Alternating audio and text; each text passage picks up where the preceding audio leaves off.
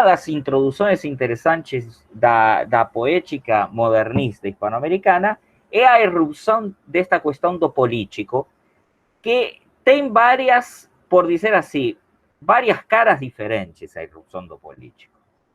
Porque, por exemplo, no caso de Martí, a irrupção do político tem muito a ver com uma, entre aspas, militância, ¿sí? Seria uma luta pela ideia de continentalidade de Hispanoamérica. Portanto, existe uma renovação da poética romântica em termos cosmopolitas, ou seja, porque se trata de construir uma Hispanoamérica continental, mas em vínculo cosmopolita, especialmente com París, com França, com Inglaterra, com Itália, de preferência não com Espanha. E com os Estados Unidos, obviamente. E, ao mesmo tempo, a questão política em Martí tem a ver com uma visão interna para a América Latina, na qual o que identifica Martí são elites governantes provincianas, todo o contrário do que seriam os modernizadores e cosmopolitas, que servem para manter tiranias em América Latina, sustentadas geralmente pelos interesses norte-americanos. E por isso que também Martí, que se inicia na política lutando contra Espanha para a independência de Cuba, acaba lutando dentro da própria Cuba,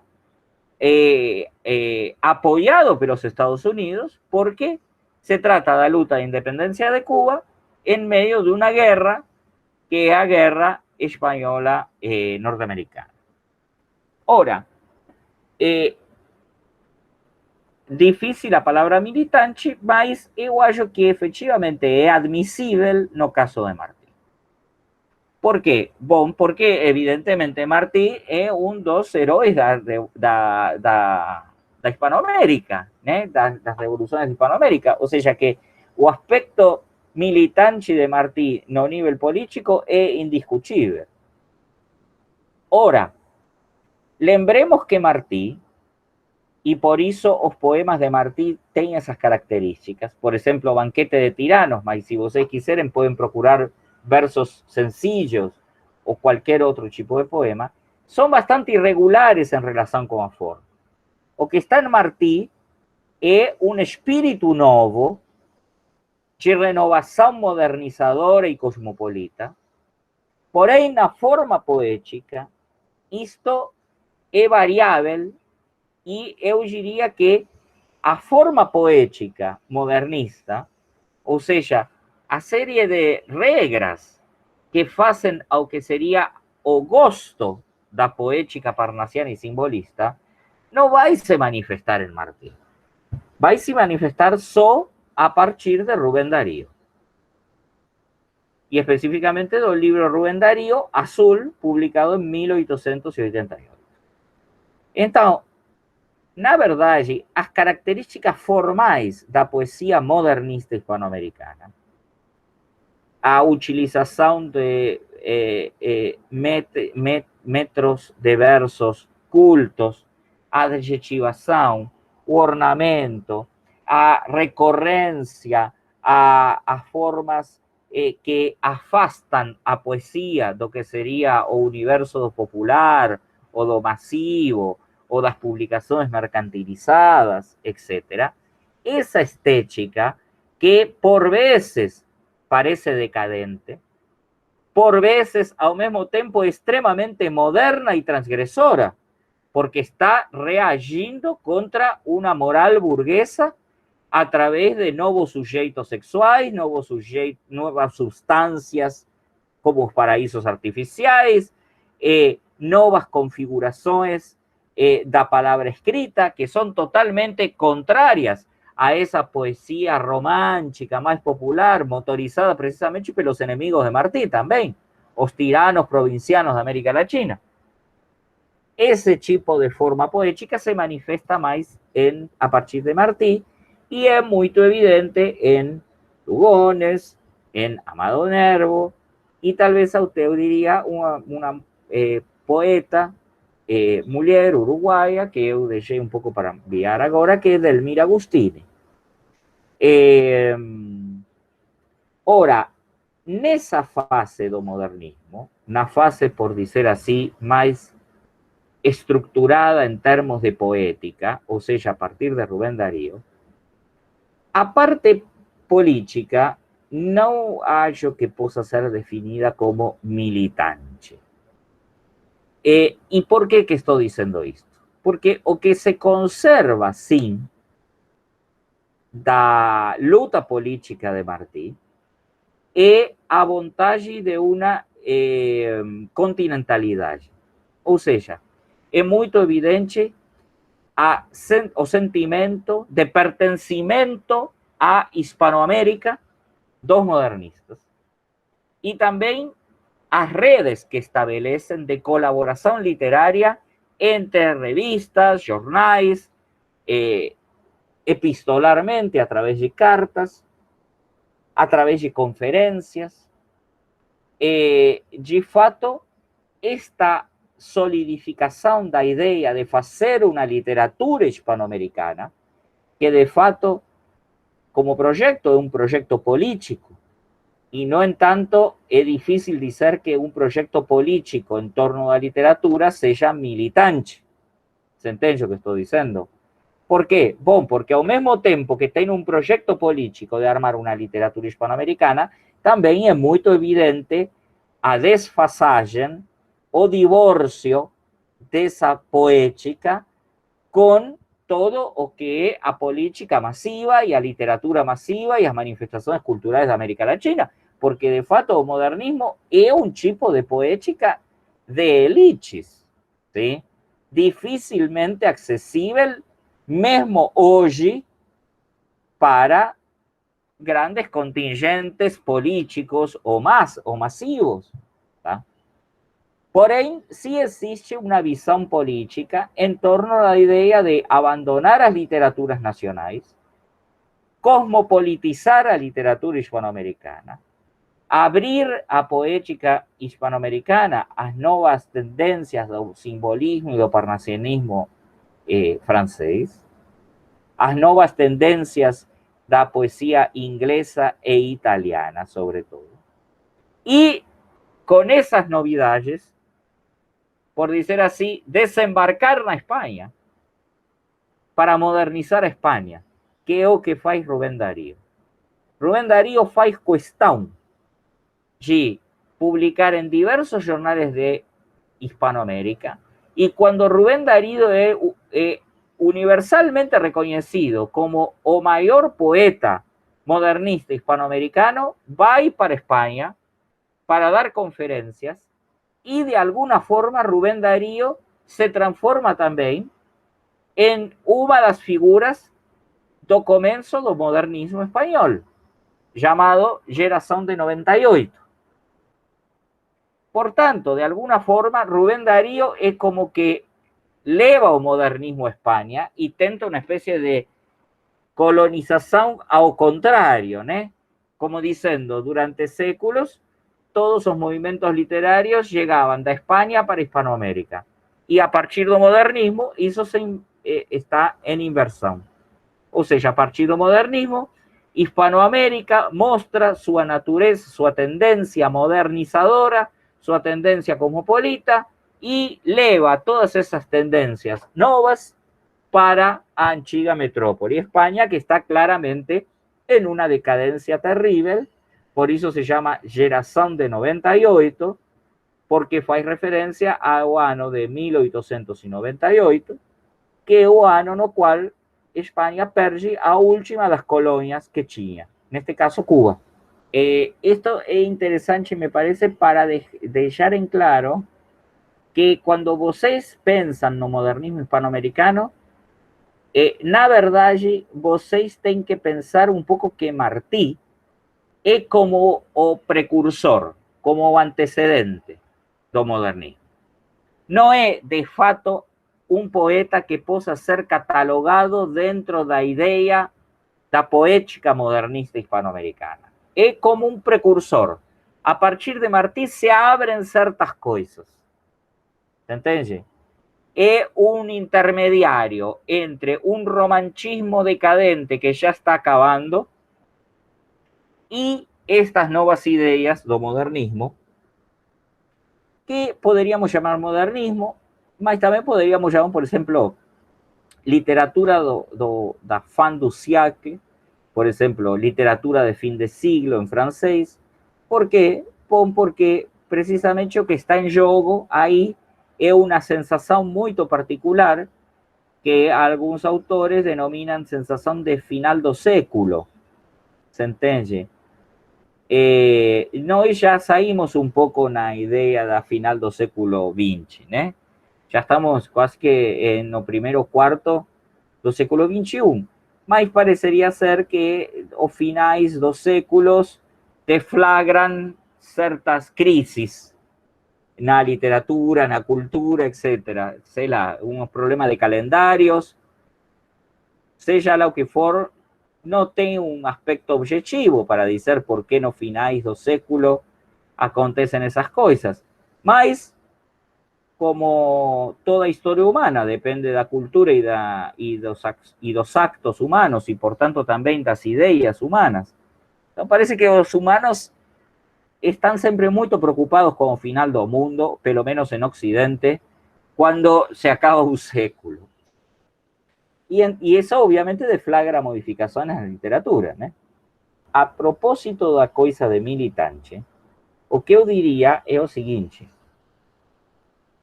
as vanguardas son claramente militantes.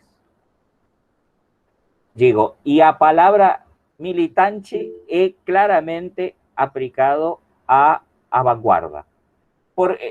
Até porque a idea de vanguarda vem de avant-garde, que é essa parte do exército que está sempre na ponta, na frente, na infanteria, que está atacando. Ou seja, que a 99% das ideias de vanguarda son de confrontación, de luta, militares o militantes y, por tanto, también vinculadas a posiciones políticas muy claras de todos los vanguardistas, que van desde un socialismo utópico o un anarquismo até o comunismo afiliado ao Partido Comunista. Então, as vanguardas não são nem pretendem ser neutras do ponto de vista político. En cuanto que Martí tinha una luta que no era neutra, porque era pela liberación, pela independencia de Cuba, o modernismo que vem depois, Martí, perdón, Darío, Lugones, Nervo, tem una posición así como de afastar a literatura de ese problema da política. Como si a literatura verdadeira, a literatura pura, estivesse nesse lugar común acima da Torre de Marfil. E muito mais especificamente a poesía, porque a poesía, para eles, era a quinta essência do que era a literatura. Então, eles próprios também escreviam artigos jornalísticos para jornais, escribían contos fantásticos para vender para los populares que adoran los contos fantásticos y los contos románticos. Todos los modernistas tenían una tarefa semiprofesional de escribir para vender o que escribían para jornais y revistas. Porém, cuando escribían poesía, se colocaban en esa especie de torre de marfil. A idea de que a poesía podía ainda permanecer con esa aura pura de pureza, vinculando o artista às grandes esferas da arte. E apenas isso. Então, quando os modernistas escreviam poesia, mais do que nunca, tinham na mente a ideia de que uma coisa é a literatura e outra coisa é todo o resto da atividade humana. Política, sociedade, economia. A literatura permanece impoluta, intocada. Os vanguardistas, de alguna forma, fazem todo o contrário. Uma frase de um vanguardista: o cisne é um animal, muito interessante sempre para os modernistas, porque o cisne é um pouco a representação da beleza e ao mesmo tempo da crueldade, né? Bom, os vanguardistas propunham que o que tinha que ser feito para sair dessa poética modernista era torcer o pescoço do cisne. ¿Se entende? Esa idea vanguardista. Evidentemente, Martí escribe en un momento no cual ya o romantismo está en una decadencia. O que Martí escribe ya se diferencia do romantismo. Ora, y de alguna forma avanza o da un avanzo do que vai ser o modernismo. Ora, a poética modernista, na verdade, se solidifica a partir de Rubén Darío. Se entende? Sim. Então, o que é importante é observar em Martí que coisas estão se diferenciando do romantismo, porque são as coisas que depois vão ser intensificadas no modernismo. Ok? Ora, eu sempre sou da ideia de observar cada poeta no que tem de particular, entende? Também. Porque dizer que Martí é um pouco a transição entre o romantismo e o modernismo é um pouco desprezar o Martí, se entende? Eu acho que Martí escrevia sem estar pensando se escrevia no romantismo, no modernismo ou em qualquer outra coisa. Geralmente, esses poetas como Martí, que anticipan una quebra importante, son poetas cuya individualidad se manifiesta precisamente porque son inclasificáveis. Entonces, para nós é importante Martí porque marca uma quebra importante com o que é a literatura do século XIX, basicamente. Embora ele próprio do século XIX, Martí é uma diferença importante com todo o que é a literatura anterior, tá? Sobretudo a partir do cosmopolitismo. A capacidade de Martí de escrever desde uma escrita própria, construída a partir da sua experiência cosmopolita, porque sai desde muito jovem da Cuba, vai para Espanha, vive nos Estados Unidos, vive en Hispanoamérica, se conecta con los franceses, se conecta con los ingleses, asume toda una serie de poéticas fora do que son las poéticas horríveis, certamente, do século XIX da Espanha, y construye una literatura, una obra que es única na época en Hispanoamérica. No tem nada parecido a Martí na mesma época en Hispanoamérica. Como poeta Martí vai ser o grande poeta hispanoamericano do século XIX. Precisamente porque é o poeta que não imita. Porque vocês têm outros poetas hispanoamericanos no século XIX. Porém, não deixam de ser meras imitações da literatura da Espanha. Até Martí, a poesia é muito fraca em Hispanoamérica. Quando aparece Martí, aparece um poeta de lei, um poeta que se cosmopolitiza e que tem um alcance mundial, se entende? Então, eu sou muito da ideia de dizer que realmente o primeiro poeta moderno de Hispanoamérica é Martí. Por isso é que nós consideramos Martí como um precursor do modernismo. Ora, que Martí tivesse alguma ideia parecida a Darío ou a Lugones ou a Nervo é outro tema. Mas todos eles reconhecem em Martí um precursor.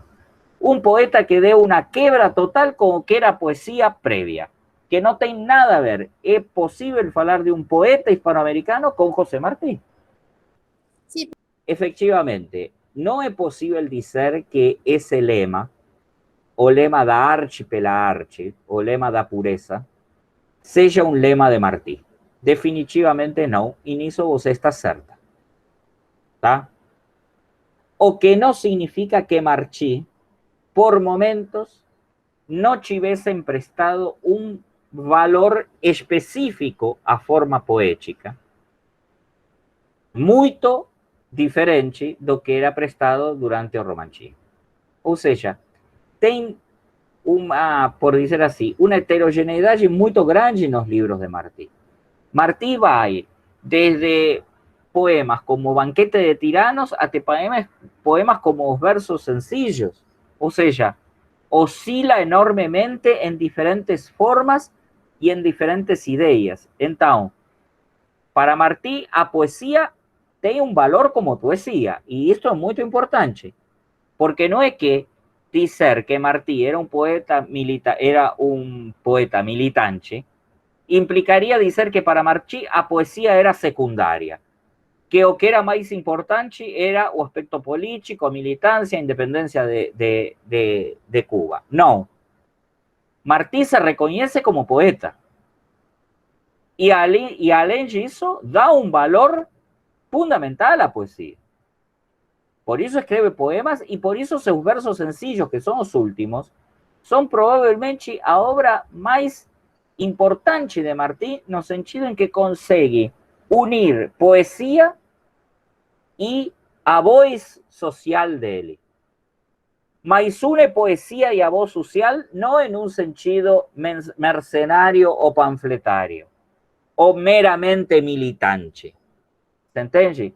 Entonces, para Martí, a arte vale, y vale per se.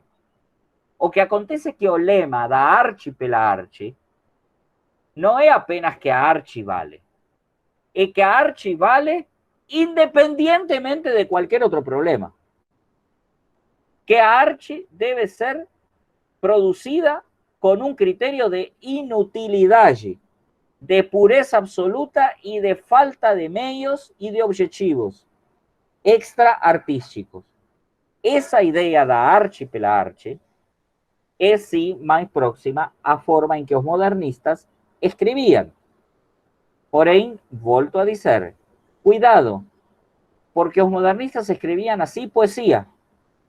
Porque cuando você ve todo que escribieron Rubén Darío, por ejemplo, o Leopoldo Lugones, u otros modernistas, vocês ven que Rubén Darío era un escritor profesional.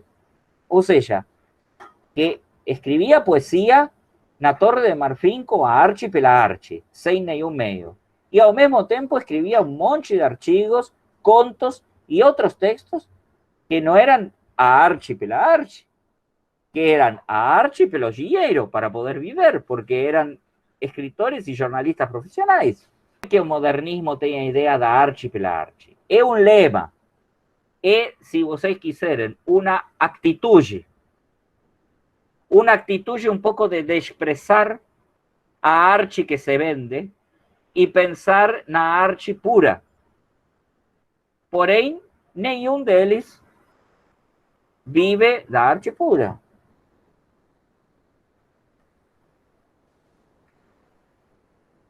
En parte por eso que a poesía modernista está tan antiga ya. Y por eso a poesía modernista que eu passei para vocês é uma seleção muito pessoal, talvez, do que eu acho que ainda tem um grande valor da poesia moderna. Porque hoje nós podemos dizer que restou pouco interessante para nós no mundo contemporâneo da poesia modernista. A maioria das coisas da poesia modernista não nos interpelam, não falam para nós. Porém, existen algunos poemas modernistas que sí nos interpelan. Y que yo acho que algunos de esos que sí nos interpelan, una mínima porción de esa poesía modernista, que nos interpela no contemporáneo, puede ser demostrativos esos poemas que yo pasé para vocês. Tá? Do que eu li um pouco aqui agora, rapidamente, os textos, acho que o Dario talvez seja um dos mais complexos para mim. O Martí traz algumas oposições pelo que eu vejo. Porque, por exemplo, no Ismaelito, que ele fala do filho, e em Versos Sensícios, Mica Baqueiro, ele também aborda o filho, acredito eu, interpretei assim, né? Que fala que ele é o cavaleiro dele, mas também é um neném, porque ele beija os pezinhos pequenos dele, então tem essa oposição, essa dicotomia, talvez uma potencialidade, mas ele traz essa paradoxo, talvez um pouco de paradoxo nesse sentido. E os outros também trazem um pouco isso, como, por exemplo, aqui o Amado Nervo com o andrógeno, também traz essas oposições. Isso que você está dizendo é muito pertinente. Ou seja, se existe uma figura retórica que caracteriza o modernismo, é a contradição, que tem um nome como figura retórica, que é o oxímoro. Saben que oxímoro é uma figura retórica que junta duas ideias que são aparentemente de connotações opostas, y que, no entanto, a figura es bastante descriptiva y representativa de otra cosa. Por ejemplo, un hielo que queima. ¿Entiendes? Como el hielo es frío y cómo va a quemar si queimar es do quente. O, por ejemplo, torpeza con grasa. O sea, si tem grasa, no puede ser torpe. ¿Entiendes lo que estoy diciendo? O, por ejemplo, delicioso pavor, que es una de las formas en las cuales se identifica generalmente a sensibilidad sexual para los modernistas. Pavor delicioso. O sea, al mismo tiempo es pavoroso y al mismo tiempo es delicioso. O sea, a contradicción, en general, es una de las características chaves do modernismo y también es una de las características pelas cuales los modernistas se refugian en la Torre de Marfil. Porque, vean bien, daría a sensación de que los modernistas tienen una posición ambigua en relación con la modernidad. Por una parte, son cosmopolitas y amantes de todas esas novedades. Mas, por otra parte, observan como todas esas novedades y toda esa modernización acaba dejando a literatura en una posición que ya no es sacra, o que ya no tiene, como diría Charles Baudelaire, a aura da arte. Vean bien que el caso, o Charles Baudelaire, o iniciador da poesía moderna, o francés Charles Baudelaire, tiene un pequeño poema en prosa llamado A Perda da Aura, que es muy bien analizado por Walter Benjamin. A perda da aura na arte tem a ver com a ideia da reproductibilidade técnica. Ou seja, vejam bem que em um mundo anterior à reproductibilidade técnica, ou seja, anterior às fábricas, anterior à produção seriada, anterior à revolução industrial, cada obra de arte era única. Ou seja, se eu, como escultor, fazia um talhado em madeira, mesmo que eu tentasse reproduzir esse talhado em madeira, todas as esculturas, todas as estatuetas talhadas por mim em madeira iam ser diferentes. Cada uma era singular e irrepetível, igual do que eu. Entende? Ou seja, no mundo da arte artesanal, previo à reprodução técnica, o produto do meu trabalho sou eu. Da mesma forma que eu tenho uma aura sacra por estar vivo, porque Deus me dá essa característica, quando eu produzo alguma coisa, alguma obra, essa obra, por dizer assim, também se torna única. ¿Por quê? Porque é impossível de repetir. Vai depender de se eu estava feliz ou mais triste, ou se eu tinha perdido um dedo ou uma mão, ou se essa manhã briguei com alguém ou não briguei, ou qualquer outra coisa. Entende? Cada objeto do mundo, antes da Revolução Industrial, tinha aura. Por isso era meio que indiscernível a obra de arte do objeto religioso. Porque quando, de alguma forma, eu pintava ou fazia uma escultura da Virgem, vamos supor a Virgem de Aparecida, ¿sí? Esa Virgen de Aparecida no era una estatueta más en un montón, en un monte de estatuetas Virgen Aparecida, todas iguales. Era una estatueta única. Y de la misma forma que a Virgen de Aparecida es única, porque esa Virgen, y no cualquier otra, que fue hallada en tal lugar y que fue elevada y que fez tales milagros, a obra de arte funcionaba de la misma forma. Era impossível o fetiche do original antes da Revolução Industrial, simplesmente porque todas as obras de arte eram originais. O fetiche de ter uma obra de arte original surge precisamente quando existe a possibilidade de reproduzir os originais. A arte tinha um vínculo religioso e era produto do trabalho do artista. E assim também a poesia, a música e todo. Ora, de repente,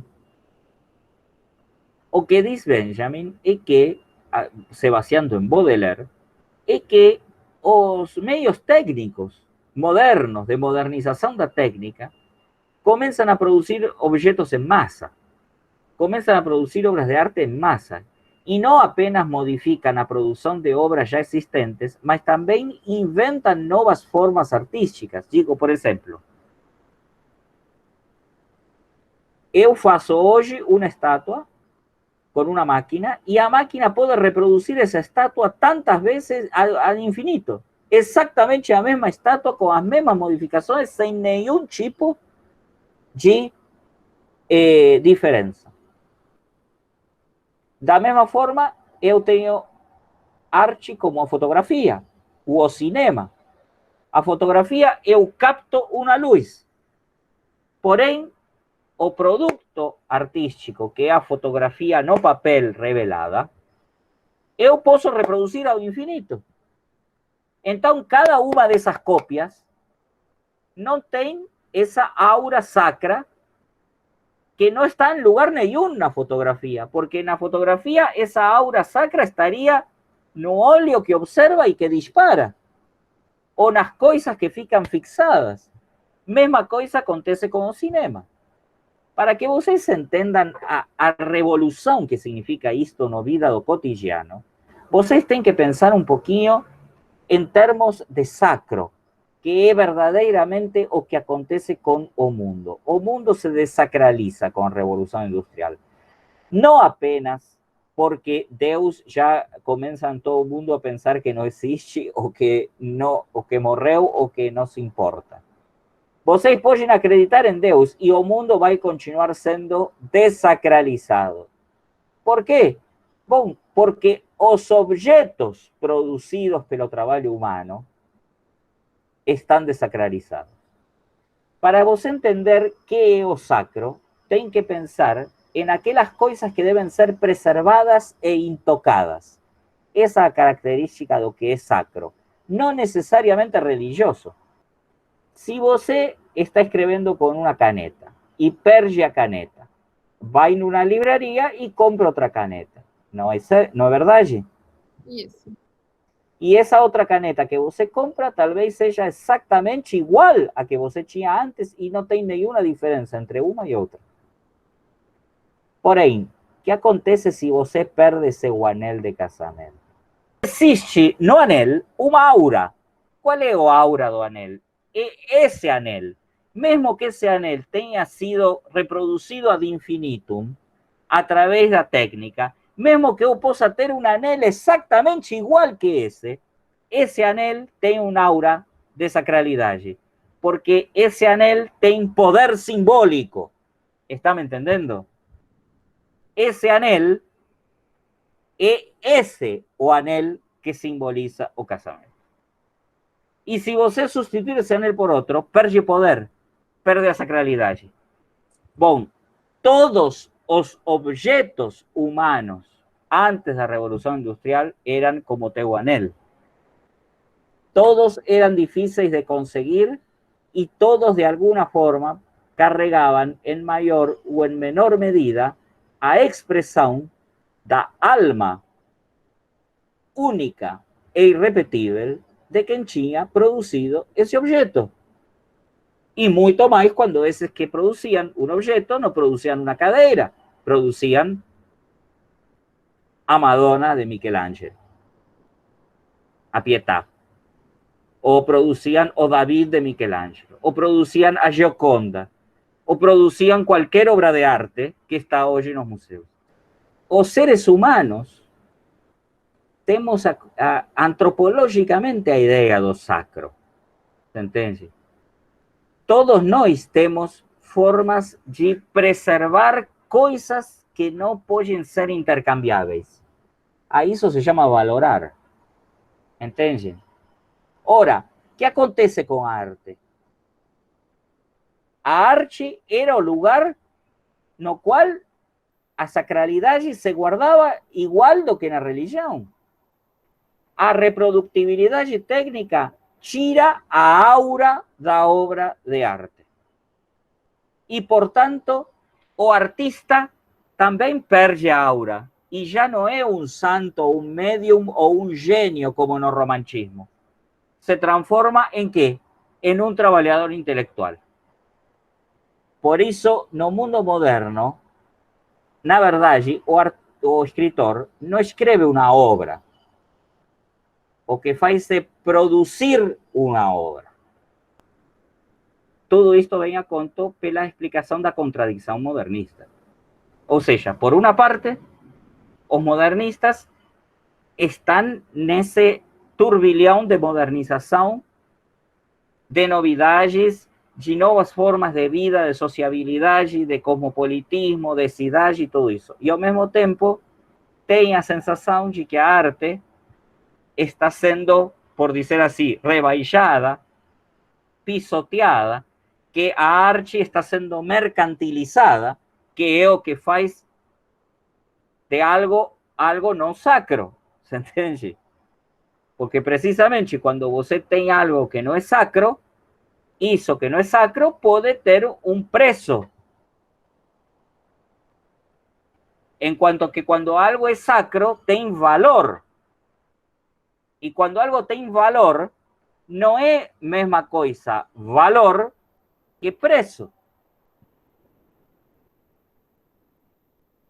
E isto é aproveitado até pela publicidade. Quando os modernistas, para sobreviver, para viver, porque são todos pessoas ilustradas, né? Só que não são pessoas ricas. Pode ser que sejam de famílias ricas, mas eles próprios, nenhum deles tem fortuna e todos morrem mais ou menos na miséria. Lugones, Nervo, Martí. ¿Por qué? Morren na miseria porque para eles isso de traficar com o dinheiro, isso de ganhar dinheiro, é coisa do povão, é coisa ou do povão ou dos burgueses mercantiles, é coisa suja. Eles escrevem e vendem para os jornais, mas sua vida está colocada na arte, na poesia, que é a arte pela arte pura. Está me seguindo? Aí você pode dizer, sim, então eles não tinham tanta fome, ou não se... E sim, pode ser. Pode ser. As pessoas que não se preocupam pelo dinheiro é geralmente porque têm dinheiro. Mas, seja como for, essa é uma contradição que é observada depois nas vanguardas.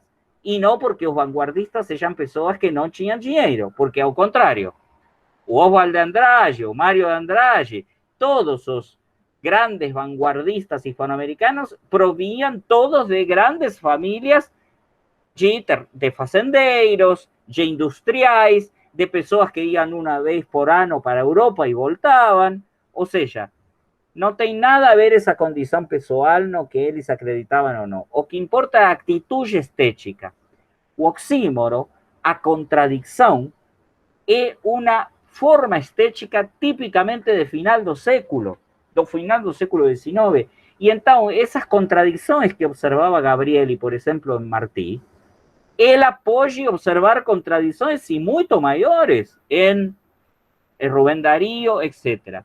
Contradições que não estavam muito presentes, talvez, nos romancistas.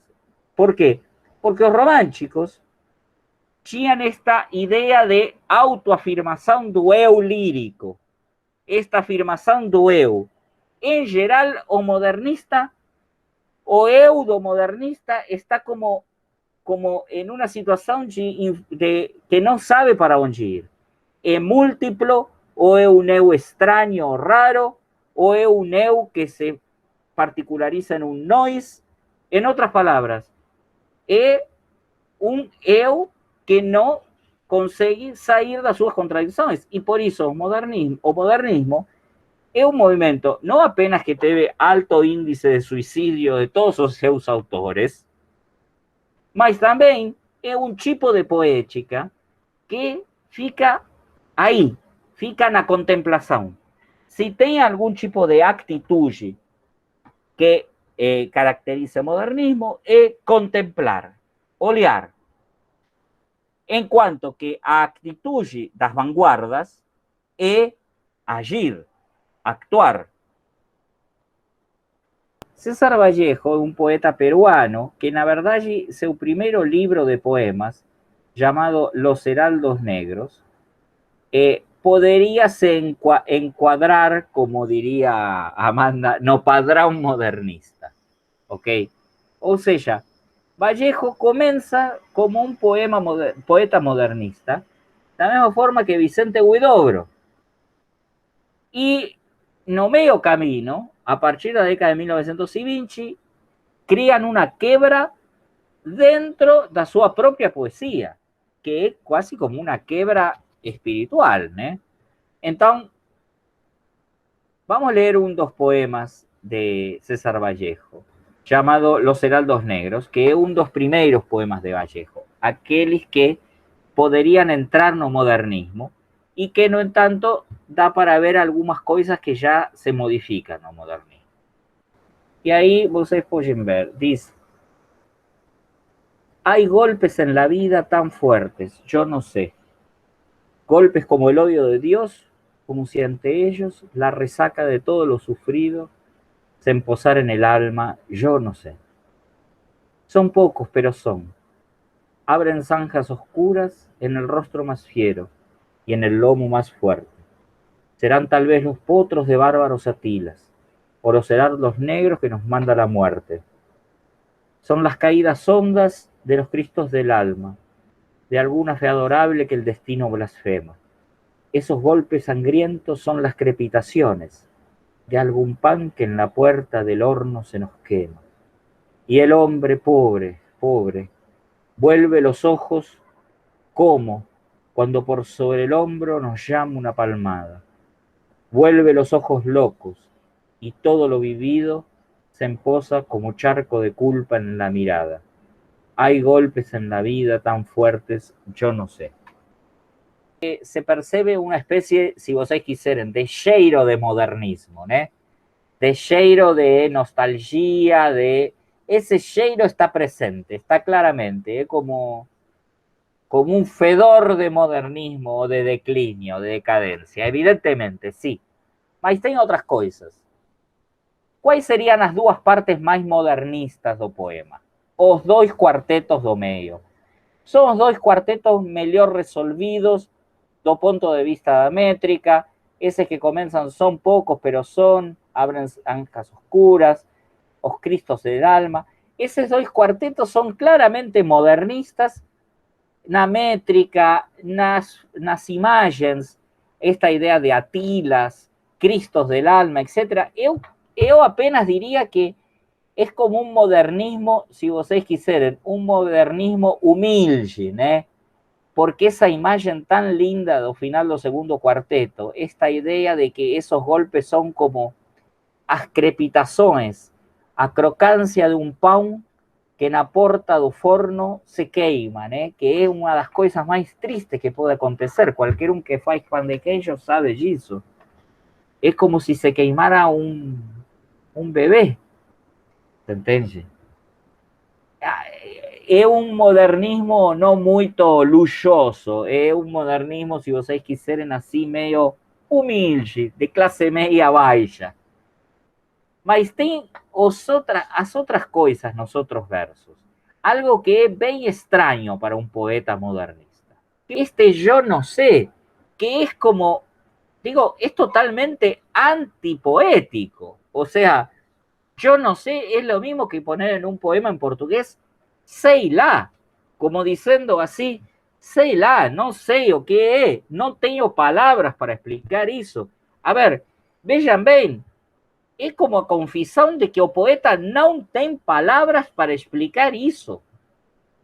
O poeta está balbuciando, entendeu?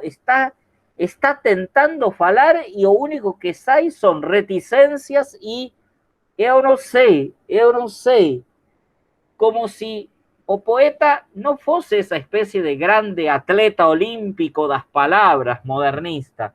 Não sei se vocês observaram que todos os poemas modernistas, os modernistas fazem questão de utilizar a língua de uma forma extremamente culta, de uma forma extremamente ornamentada e com uma quase que ourivesaria da língua. ¿Se entende? Como si a língua fosse una joya que tem que ser lapidada y trabalhada para tornar ela más rica y luxosa. Y de repente este poeta, o único que alcanza a dizer é há golpes tan fortes na vida, sei lá.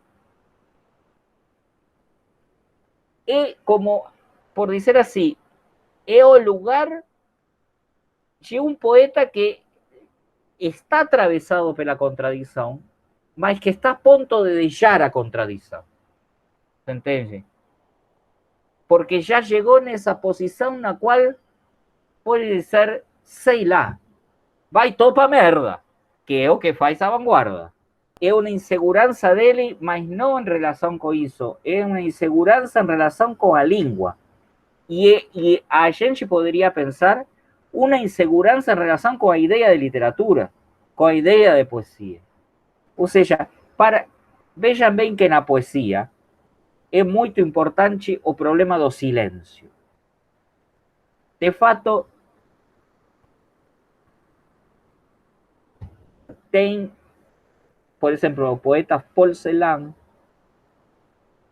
uma das coisas que dizia era que ele já não conseguia fazer poesia depois das câmaras de gás dos nazistas em Auschwitz. Se suicida porque, a ver,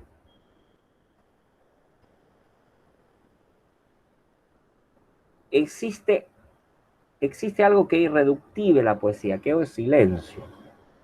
E tem coisas que provavelmente não são possíveis de colocar em palavras. Ou pelo menos não em palavras elaboradas. Talvez seria mais tipo um balbuceio, ou como decía Clarice Lispector, un objeto gritante. A veces tem coisas que só podem ser ditas com sei lá, com um grito.